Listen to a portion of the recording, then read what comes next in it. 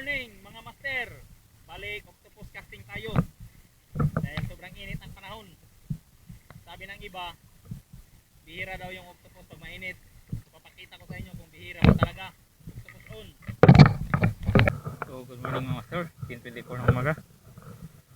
Octopus casting na tayo. Gamit yung lure.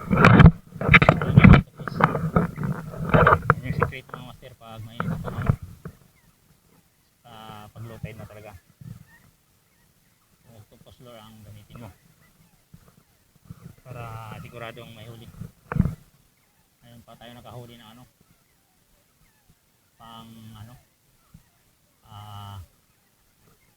pangkati talaga na tunay. Kasi matagal tayong sinundan sa shell lure. Sana makabawi itong natin, ginawang kati.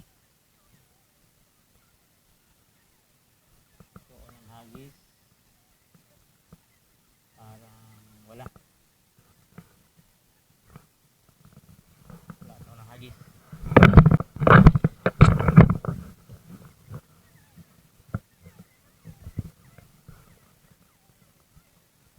Amo pani taging markatihan.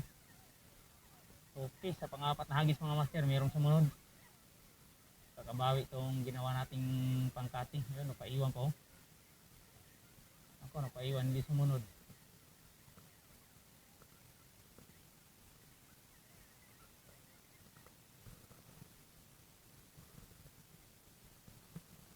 Hindi sumunod mga master.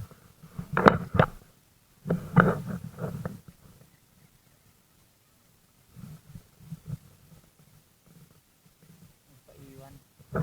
Yan, buti sumunod ulit. Matalino itong isang to. Ako nakikita nyo.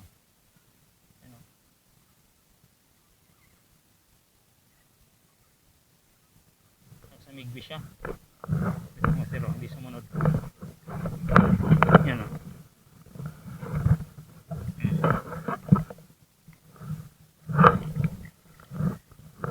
Kabawi na ginawa natin kati. Ilagay natin dito. Pangkati ito mamaya.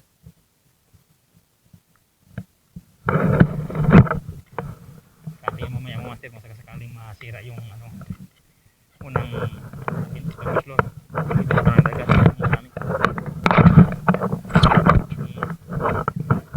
Sagisan muna natin. Baka mayroon pa.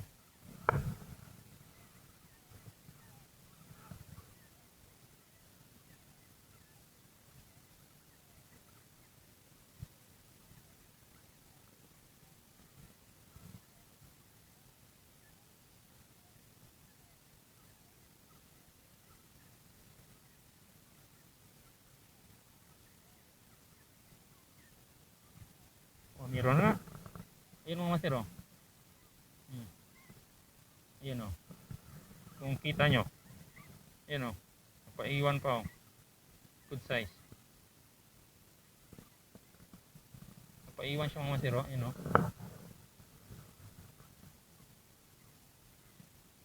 Ayun o. Nanakbo. Natakot. Ayun o. Ka pa ha, size ganito yung kalalaking size, mas tirang kasarapan sa luto, hindi mabidli.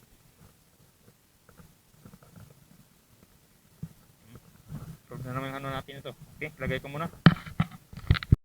Yan mga masero, may haplaw. Yun o.